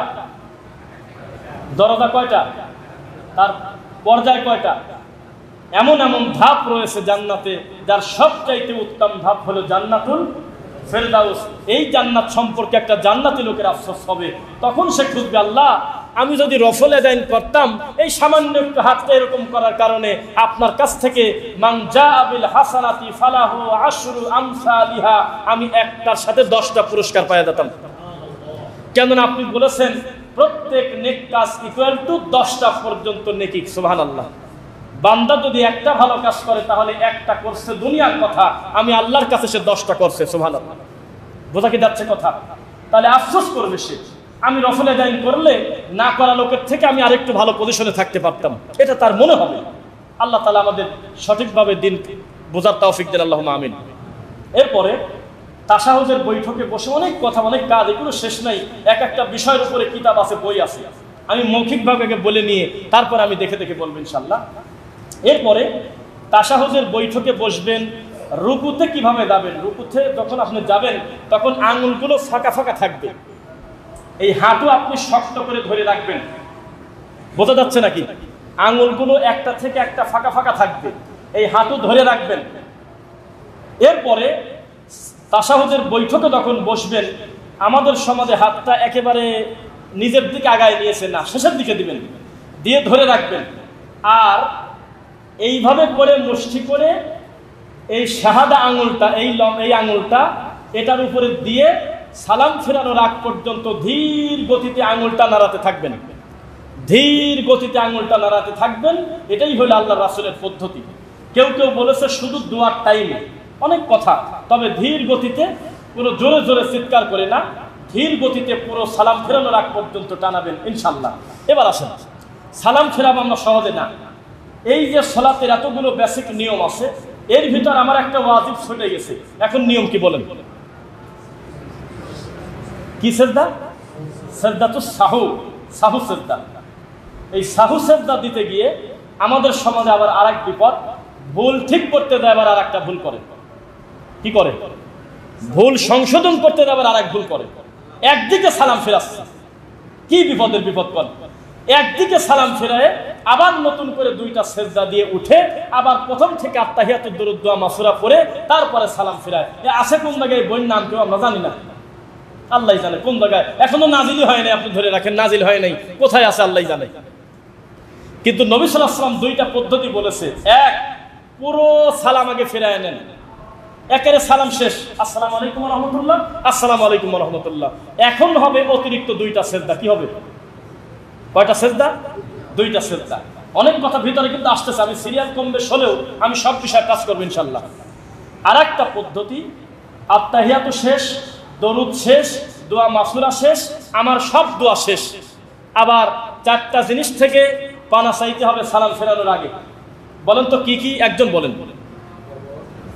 কবর, মিন আযাবিল কবর, 2, মিন আযাবি জাহান্নাম, 2, 3, হ্যাঁ, ফিতনাতি মাসিহিদ দাজ্জাল, দাজ্জালের ফিতনা থেকে। তারপর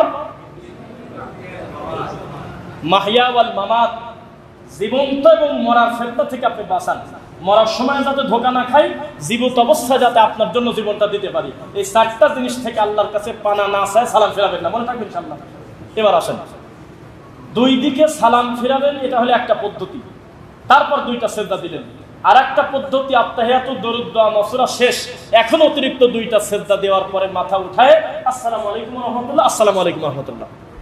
মাঝখানে অনেক কথা, ইমাম কেরাত ভুল করছে, অথবা রুকু থেকে উঠে, অথবা এক সেজদা থেকে উঠতে গেছে, এখনো ওঠে নাই, উঠতে গেছে, তখন আপনারা কি বলবেন? আর আমাদের সমাজে কি বলে? ইমামের ভুল গেলে কি বলে? আল্লাহু আকবার বলে। জি না, হাদিস নেন, আমি মুখস্থ করে আসছি আলহামদুলিল্লাহ স্মরণ করে। নবী সাল্লাল্লাহু আলাইহি ওয়াসাল্লাম বলতেছে, আত-তাসবিহুল লির-রিজাল, পুরুষ মানুষের ভুল গেলে সে যেন তাসবিহ পড়ে, সুবহানাল্লাহ পড়ে, মানে স্মরণ করায় দেবে। কি বলে? ওয়াত-তাসফিকুল লিন-নিসা, সারালিফ টান, ওয়াত-তাসফিকুল লিন-নিসা। আর যদি মহিলা ইমামের ভুল যায় তাহলে মহিলা ইমাম আর শব্দ করবে না, হাতে তালি মারি সংশোধন করে দেবে, হাতের উপরে হাতে তালি দেবে, শব্দ করবে, যাতে ইমাম বুঝতে পারে আমার কিছু মিস্টেক হলো। বোঝা যাচ্ছে? কেননা তাদের মুখের জবানটাও পর্দা, বোঝেন কথা, তাদের কথাটাও পর্দা কিনা, তারা শব্দ করবে না, তারা তালি দেবে। আর পার্থক্য, ইমাম যদি মহিলা হয় তাহলে তার জন্য আলাদা কোনো কাতার থাকবে না, মনে থাকবে, আলাদা কোনো কাতার নাই, এই মহিলার এই কাতারেরই মাঝখানে সে দাঁড়াবে, আলাদা কোনো তার কাতার দেওয়া যাবে না। আল্লাহ বোঝার তৌফিক দিন। অনেক কিছু দেখেন ধীরে ধীরে আসতেছে বলি। এরপরে একটা ইমামের খতম তারাবি পড়াচ্ছে, খতম তারাবি পড়াচ্ছে, পড়তে পড়তে একটা ইয়ার্কি শুরু হয়ে যায়। এটা কি যে লজ্জা আল্লাহ! এই ঢাকা শহরে অধিকাংশ মসজিদে যেসব জায়গায় খতম তারাবি হয়,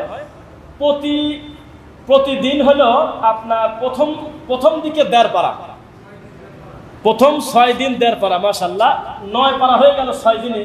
ওই লাস্টে 3 দিন বাদ দেবে, 27 হলেও খতম দেবে, মুইতি খতম। এই খতম বসানোর জন্য ও 1.5 পারা করে পড়ে। এখন 1.5 পারা করে পড়তে গিয়ে একটা লোকের সূরা ফাতিহার পরে প্রায় 30 আয়াত হয়ে গেছে, 20 আয়াত হয়ে গেছে, কিন্তু পরে আর একটা আয়াত মনে নাই বা ভুল পড়তেছে। তখন পিছনের এই ইমাম শুরু করে দিয়েছে তাকে, ওই আরেকজন হাফেজ বারবার বলে দেয়, আবার থামে, আবার বলে। এটা হলো মস্কারা করা। সূরা ফাতিহার পরে কেউ যদি বলে কুল হু আল্লাহু আহাদ, এই কথা বলেই যদি রুকুতে চলে যায়, তার সালাত হবে কি হবে না? কেউ যদি সূরা নাস দিয়ে 2 রাকাত নামাজ পড়ে, তার হবে কি হবে না? হবে। কিন্তু আমাদের সমাজে হয় না। আমাদের সমাজে সর্বনিম্ন ছোট 3 আয়াত, বড় কয় আয়াত? বড় 1 আয়াত, আর ছোট হলে কয় আয়াত? কই আছে আল্লাহ জানে। অথচ নবী সাল্লাল্লাহু আলাইহি ওয়াসাল্লাম বলছে, সূরা ফাতিহার পরে তোমার যেটুকু পছন্দ তুমি পড়ো, তোমার যেটুকু ভালো লাগে তুমি পড়ো।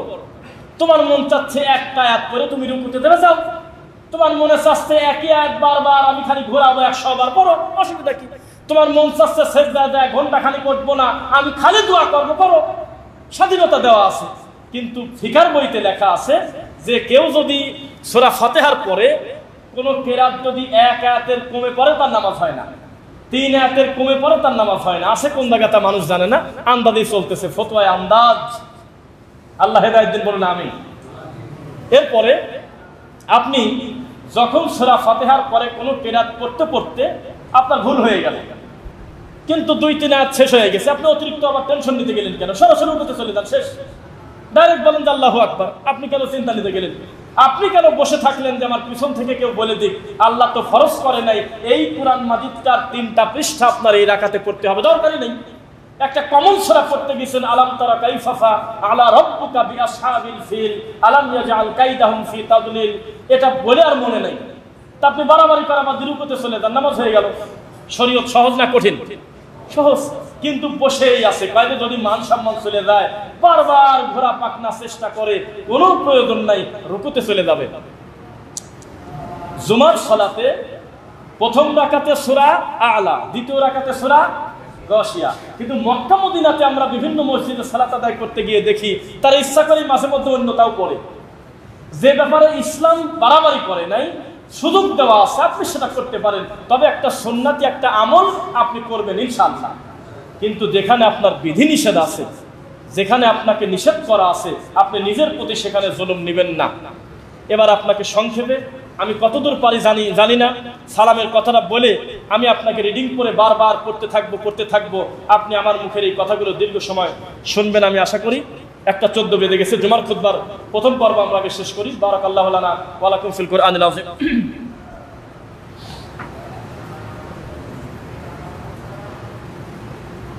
আলহামদুলিল্লাহ। ফাইন্না খায়রাল হাদিসি কিতাবুল্লাহ ওয়া খায়রুল হুদা হুদা মুহাম্মদ সাল্লাল্লাহু আলাইহি ওয়াসাল্লাম ওয়া শাররুল উমুরি মুহদাসাতুহা কুল্লু মুহদাসাতিন বিদআ ওয়া কুল্লু বিদআতিন দালালা ওয়া কুল্লু দালালাতিন ফিন্নার। রব্বিরহামহুমা কামা রাব্বায়ানি সগীরা রব্বিরহামহুমা কামা রাব্বায়ানি সগীরা রব্বানা আতিনা ফিদ দুনিয়া হাসানা ওয়া ফিল আখিরাতি হাসানা ওয়া কিনা আযাবান নার। 2-4 মিনিট দেরি হতে পারে, তবে একটু মনোযোগ সহকারে বসবেন, শুনবেন ইনশাআল্লাহ। সালাম, ইমাম যখন বলবে আসসালামু আলাইকুম ওয়া রাহমাতুল্লাহ, তখন আমরা সালাম ফিরাবো নাকি? কেন? ইমাম তো সালাম ফিরায়, আপনি ফিরাবেন না? এই কথা কাকে বলবো? বললে যে কি গালি দেয়, একবারও বলে না যে কোন জায়গা আছে দলিলটা খুদি, তা কয় না। খালি কয় যে আমার হুজুর করে বিপরীত হলে সেই। ইমাম 2 দিকে সালাম ফিরাবে, তখন আপনি সালাম ফিরাবেন। মনে থাকবে? মনে থাকবে কিনা? ইমাম 2 দিকে সালাম ফিরাবে, তখন আপনি সালাম ফিরাবেন। কিসের ভিত্তিতে কোন জায়গায় পাইছেন আল্লাহ তাআলা জানে, এটা আমরা বুঝি না। ইমাম সালাম ফিরাই নাই, আগেই আপনি সালাম ফিরাই ফেলছেন।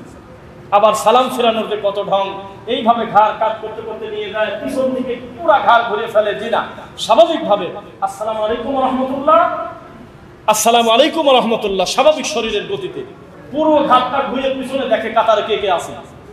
এটা করা যাবে না। মনে থাকবে ইনশাআল্লাহ। ইমাম সালাম ফেরাবে, তারপর আপনি সালাম ফেরাবেন। এবার আপনাকে সিরিয়ালে কতদূর পারবো জানি না, দ্রুত সবাই একটু খেয়াল করবেন।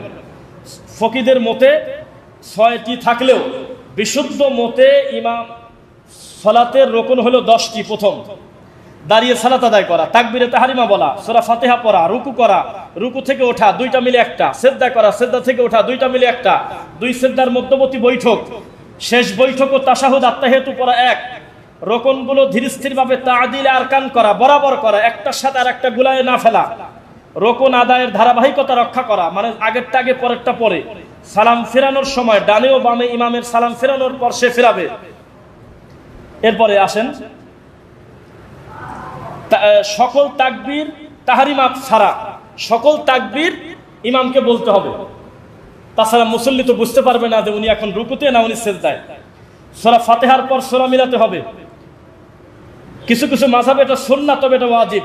সামি আল্লাহু লিমান হামিদা বলার পর মুসল্লি সামি আল্লাহ বলা জরুরি না, মুসল্লি তার জবাব দিয়ে বলবে রব্বানা লাকাল হামদ, অথবা ওয়াও বাড়ায় দিয়ে বলবে রব্বানা ওয়া লাকাল হামদ। একাকী নামাজ আদায়কারী সবাই বলবে, জামাতে হোক আর একাকী হোক। মাগরিব ও 4 রাকাত বিশিষ্ট নামাজের প্রথম বৈঠকে তাশাহুদ, দরুদ শেষ বৈঠকে একদল ফিকের মতে এটা রোকন। এরপরে আসেন 2 কাঁধ বা কান বরাবর হাত উঠানো, কান স্পর্শ অথবা কাঁধ স্পর্শ করা নয়, বাম হাতের উপরে ডান হাত বুকের উপরে রাখবে। ইবনে খুজাইমা 479। দাঁড়ানো ও রুকু অবস্থায় সেজদার জায়গায় দৃষ্টি রাখবে, দাঁড়াবে অথবা যে অবস্থায় রুকুতে হোক না কেন তার সেজদা যে জায়গায় সে দেবে ওই কাছাকাছি জায়গায় তার নজরটা থাকবে সর্বদা। সানা পড়া, আউযুবিল্লাহ বিসমিল্লাহ পড়া, সূরা ফাতিহা পড়া। জেহরি সালাতে মানে যেই সালাতে কেরাত জোরে পড়া হয় সেখানে আওয়াজ করে পড়বে আমিন, আর সুফি হলে পরে আস্তে পড়বে। কিরাত পাঠ শেষ করে রুকুতে দেওয়ার পূর্বক্ষণে একটু চুপ থাকবে, প্রথমেই নয়। রুকুর সময় হাঁটুতে দুই হাতের আঙুলগুলো ফাঁকা ফাঁকা করে হাঁটুতে শক্ত করে রাখবে। রুকুতে পিঠ মাটির এমনভাবে সমান্তরাল করবে যেন তার পিঠের উপরে কিছু রাখলে তা স্থির থাকে। রুকুতে উভয় হাত দুই পাঁজর থেকে ফাঁকা ফাঁকা করে রাখবে। রুকু ও সেজদায় 3 বার তাসবিহ পড়বে। বেদর সংখ্যক পড়া ভালো, তবে জোর হলেও কোনো অসুবিধা নাই। 2 সেজদার মধ্যবর্তী বৈঠকে একাধিকবার মাগফিরাত ক্ষমা চাওয়া। রাসূল সাল্লাল্লাহু আলাইহি ওয়াসাল্লাম বেশিরভাগ রব্বিক ফিরলি বলতেন। রব্বানা লাকাল হামদ বলার পরে দোয়াটি পড়া। সেজদার যাওয়ার সময় আগে হাত পরে হাঁটু এবং ওঠার সময় বিপরীত হবে, আগে হাঁটু পরে হাত। সেজদার সময় 2 হাতের আঙুলগুলো জমিয়ে রাখা। সেজদায় পায়ের আঙুলগুলো পরস্পর ফাঁকা রাখা। সেজদারত অবস্থায় পায়ের আঙুলগুলো কিবলামুখী করে রাখা। 2 বাহু বক্ষদেশ থেকে ফাঁকা করে রাখা। পেট থেকে 2 উরুকে ফাঁকা করে রাখা। সেজদার 2 হাত কান বরাবর রাখা। সেজদার সময় 2 পায়ের মধ্যখানে ফাঁকা রাখা। একত্রে মিশিয়ে পা দুটি খাড়া করে রাখা। পায়ের মধ্যখানে কোনো ফাঁকা না রাখা। সেজদায় বেশি বেশি দোয়া করা। আত্তাহিয়াতুল বৈঠক করা, দরুদ পড়া। তাশাহুদের বৈঠকে 2 হাত 2 উরুর উপরে রেখে 2 হাঁটুর উপরে রেখে তাশাহুদের বৈঠকে তাশাহুদ পড়তে হবে এবং শাহাদা আঙুল ধীর গতিতে পুরোটা সময় নাড়াতে থাকবে। বৈঠকে ডান হাতের কনিষ্ঠ অনামিকা আঙ্গুল দুটি গুটিয়ে রেখে বৃদ্ধাঙ্গুলের মধ্যম আঙ্গুল উঁচু করে রাখবে। দ্বিতীয় ও চতুর্থ রাকাতে ইস্তিরার বৈঠক করা। দ্বিতীয় এবং চতুর্থ রাকাত ইস্তিরার করা মানে সালাত যদি 4 রাকাত বিশিষ্ট হয় তাহলে 2 নম্বর রাকাতে স্থির হয়ে বসবে এবং উঠে আবার রফুল আদাইন করবে। আর বসার পদ্ধতি হলো তাওয়াররুক করবে না। 4 রাকাত বিশিষ্ট নামাজ যদি হয় শেষের বৈঠকে বাম পাকে ডান পায়ের নিচ দিয়ে বের করতে হবে। খেয়াল করবেন, ডান পা বাম পায়ের নিচ দিয়ে বের করে দিতে হবে, নিতম্বের উপরে বসতে হবে। আর যদি 2 রাকাত বিশিষ্ট হয়, 4 রাকাত বিশিষ্ট নামাজের প্রথম বৈঠক হয় তাহলে পায়ের উপরে স্বাভাবিক যেভাবে বসে মানুষ ওভাবেই বসতে হবে, পাটাকে আলাদা বের করতে হবে না। তবে 4 রাকাত বিশিষ্ট যদি নামাজ হয় তাহলে তাওয়াররুক করতে হবে, নাম হলো তাওয়াররুক। বসা অবস্থায় দৃষ্টি ডান হাতের শাহাদা আঙুল যে আঙুলটা নাড়াচাড়া করবে তার দিকে থাকবে, তার মাথায়। আত্তাহিয়াতু পড়া শেষে দোয়াটি পড়বে, তবে 4টা জিনিস থেকে আল্লাহর কাছে বারবার পানা চাইতেই হবে প্রতিটা নামাজে। জাহান্নামের আগুন, কবরের আযাব, জীবন মৃত্যুর ফিতনা, দাজ্জালের ফিতনা। ডানে বামে সালাম ফেরানোর সময় মুখ ফেরানো। সালাতের আরো কিছু মাকরু কাজ আছে। অনর্থক এদিক সেদিক তাকানো, আকাশের দিকে তাকানো, বিনা প্রয়োজনে চোখ বুজে থাকা, সালাত থেকে অমনোযোগী হওয়া, নামাজের সামনে এমন কিছু রাখা যা মুসল্লির দৃষ্টি রাখে, তারপর সামনের দেয়ালে চাকচিক্য ঝকমক কিছু রাখা, তো চতুষ্পদ জন্তুর মতো হাঁটু গেড়ে বসা, নিজের অঙ্গ প্রত্যঙ্গ দিয়ে অনর্থক তামাশা করা, দাড়ি খেলাল করা বারবার, এইভাবে বারবার আল্লাহু আকবার বলে বারবার দাড়ি নাড়তেছে, বারবার এরকম করে আঙুল নাড়াচাড়া করে, নাকে হাত দেয়, এগুলো করা যাবে না। খাবার নিয়ে আসলে না খেয়ে ক্ষুধার্ত অবস্থায় নামাজে দাঁড়িয়ে দেওয়া যাবে না, আগে খাওয়া। পেশাব পায়খানার বেগ নিয়ে সালাতে দাঁড়ানো যাবে না। মুসল্লির সামনে কিংবা ডানে থুতু নিক্ষেপ করতে পারবে না। চুল দাড়ি কাপড় টানাটানি করা যাবে না। সালাতে চুল বাঁধা, নতুন করে চুল বাঁধা, মুখ ঢেকে রাখা, কাঁধের 2 পাশে চাদর গামছা ঝুলিয়ে রাখা, ইমাম ব্যতীত অন্যের জন্য মসজিদে সালাতের জন্য আলাদা জায়গা রাখা, বৈঠকে হাতে ভর দিয়ে বসা, হাই উঠলে মুখ হা করে রাখা, কাতারে পৌঁছার আগেই তাড়াহুড়া করে রুকু করা, কাঁচা পেঁয়াজ রসুন দুর্গন্ধযুক্ত কিছু খেয়ে মসজিদে যাওয়া, এটা যাওয়া যাবে না। নবীর সময় কেউ গেলে আল্লাহর নবী তাকে ধরে ওই বাকির কবরের দিকে ঠেলে দিত, ইলাল বাকি, তুমি বাকির গোরস্থানে চলে দাও। মসজিদ থেকে আল্লাহর নবী বের করে দিয়েছে কাঁচা পেঁয়াজ কাঁচা রসুন খেয়ে গেলে, কেননা তার আরেক বান্দার কষ্ট হবে, আল্লাহর বান্দার কষ্ট হবে। এই জন্য তন্দ্রাচ্ছন্ন হয়ে সালাত আদায় না করা। যদি ঘুমের ভাব বেশি থাকে ঘুমিয়ে নেবে, আর নয়তো ঘুম থেকে পুরো বিচ্ছিন্ন হয়ে চোখে পানি নিয়ে ওযু করে তারপর সালাত আদায় করবে। সালাত ভঙ্গকারী আরো বহু কাজ রয়েছে। আচ্ছা, এই কথা বলতে গেলে অনেক সময় আমরা সংক্ষেপে আমরা যেটা বুঝতে পারলাম, সালাতের রোকন আহকাম বহু কিছু রয়েছে, এগুলো শেষ করা একটা খুতবায় মানে শুধু টাচ করা যেতে পারে। তো শেষে আমরা 2 মিনিটে আমরা একটি কথা বলে খুতবা শেষ করবো ইনশাল্লাহ। এই যে সালাত সংক্রান্ত যে কথাগুলো এতক্ষণ পর্যন্ত বললাম, এ থেকে আপনাদের কল্যাণকর হয়েছে বলে মনে করেন? হ্যাঁ, আলহামদুলিল্লাহ। সালাত হলো গুরুত্বপূর্ণ ইবাদত। তবে তার পূর্বে আমি একটু কথা বলি। মানুষ তো আসলে আবেগী মানুষ, আমরা বাঙালি আবেগী জাতি। আজকের বিষয়টা দেওয়া হয়েছে সালাতের উপরে, কিসের? এই জন্য কিছু ভাই হোয়াটসঅ্যাপে কমেন্টে লিখতেছে, মানুষ মরে শেষ হয়ে যাচ্ছে, তোরা এখনো এতানি পড়ে আসিস, সমসাময়িক কিছু বলবি না, এরকম গালাগালি করে। মানুষ বোঝে না যে একটা ভালো জিনিসকে আর একটা ভালো নষ্ট করার মাধ্যমে শেষ করা যাবে না, এটা আল্লাহর পদ্ধতি। যখন যে বিষয়টা আমাদের বলতে হবে, ইনসাফ করে বলতে হবে। এই দেশের বিষয়ে আমি 2টা কথা বলি, এটা কোনো রাজনৈতিক কথা না। সেটা কি জানেন?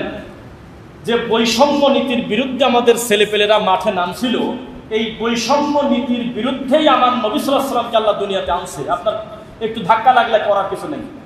এ কারণেই যুগে যুগে নবী রাসূলকে আল্লাহ দুনিয়াতে আনছে। এই ছেলেদের যে দাবি ছিল এটা ঠিক ছিল। সেটা কি? বৈষম্য আমাদের ইসলামে নাই। আছে কি? আমার নবী ঘোষণা দিয়েছে, কালো সাদা থেকে উত্তম নয়, খাটো লম্বা থেকে উত্তম নয়, আরব অনারব থেকে উত্তম নয়, অনারব আরব থেকে উত্তম নয়। ইন্না আকরামাকুম ইনদাল্লাহি আত্তাকুম, আল্লাহর কাছে মর্যাদা নির্ধারণ হয় ব্যক্তির তাকওয়ার উপরে। আমার বাপ দেশের জন্য ভালো কিছু করছে জন্য পুরস্কার স্বরূপ যদি রাষ্ট্রের সরকার কিছু দেয়, তিনি নিতে পারবে, তার বৈধতা শরীয়তে আছে, এটা হারাম না। তবে অকারণে তার সন্তান ভোগ করবে এমন কথা দেশে তো দূরের কথা, আল্লাহর কসম সরাসরি ইসলামে এই কথা নাই, পুরা বিরোধী।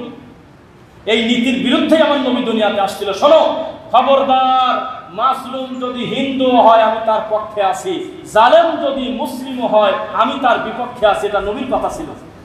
কিসের ভিত্তিতে বসে বসে সুবিধা পাবে এটা আমরা জানি না, যদিও সেটা পদ্ধতিটা শেষ করা হয়েছে, প্রায় শেষ। 95 বলছিল, 98 ধরে নেন, তার মানে নাই। এখন আমরা ওই ব্যাপারে আমাদের কথা বলার অধিকার আর নাই। তবে যে চলমান পরিস্থিতি, আমরা আল্লাহর কাছে বলি, আল্লাহ আমরা এ থেকে একটা সুস্থ সমাধান চাই, আল্লাহ কবুল করো। তোমার কাছে আমরা কল্যাণ চাই, এই জাতি এই দেশকে তুমি রক্ষা করো, দিনের জন্য তুমি কবুল করো। যে সমস্ত ছেলেরা আবেগে হোক, দিনের স্বার্থে হোক, অবশ্যই অধিকার আদায়ের জন্য হোক, যারা যেভাবে জীবন দিয়েছে, আল্লাহ তুমি অতীতের ভুলগুলো তাদের ক্ষমা করো। আল্লাহ যাদের নির্বুদ্ধিতার কারণে নিরস্ত্র বাচ্চাদেরকে প্রকাশ্যে গুলি করে মারছে, আল্লাহ তুমি তাদের হেদায়েত দাও, না হলে তাদের ধ্বংস করে দাও। এটা তাদের অন্যায় হয়েছে। যতই ছেলেটা বাড়াবাড়ি করুক, এই 10 হাত ফাঁক থেকে কোনোদিন তাকে গুলি করতে হবে, এই নীতি মাননীয় প্রধানমন্ত্রীও বিশ্বাস করে না, মানে না। সেজন্য তার নিজের কাছে ডেকে তার বাপ মাকে একটা কথাবার্তা বলছে, অন্তত সে স্বীকার করছে যে এটা তার ঠিক হয়নি। তো সুতরাং আমরা উভয় পক্ষেরই বাড়াবাড়ি রয়েছে। মানুষ হিসেবে আমাদের প্রথম দাবি আল্লাহর কাছে, আল্লাহ আমাদের তুমি ইনসাফ করার তৌফিক দাও। 2 নম্বর কথা, যারা নিরস্ত্র সন্তানদেরকে মারছে, যাকে মারা হয়েছে, যিনি মারছে, আল্লাহ তোমার উপরে ছেড়ে দিলাম, তুমি উত্তম বিচারকারী, ফয়সালাকারী। সেই সাথে আমরা আমাদের দেশকে ভালোবাসি, আমরা আমাদের দেশের মানুষ যাতে ভালো থাকে, দেশের মানুষ যাতে বিপদগ্রস্ত থেকে মুক্তি পায়, সেজন্য যে কোনো পদক্ষেপ আল্লাহ তোমার মাধ্যমে আমরা কল্যাণ আশা করি।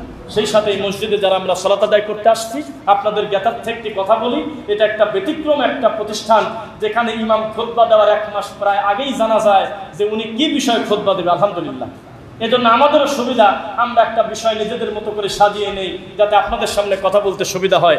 তবে চাইলেই আমরা একটা খুতবায় সেই বিষয় পুরাটা বলতে পারবো সেটা কোনোদিনও সম্ভব না। যতটুকু আমরা সালাতের হুকুম আহকাম সম্পর্কে বললাম, আমি আশা করি আল্লাহর কাছে আপনাদের উপকার হয়েছে ইনশাআল্লাহ।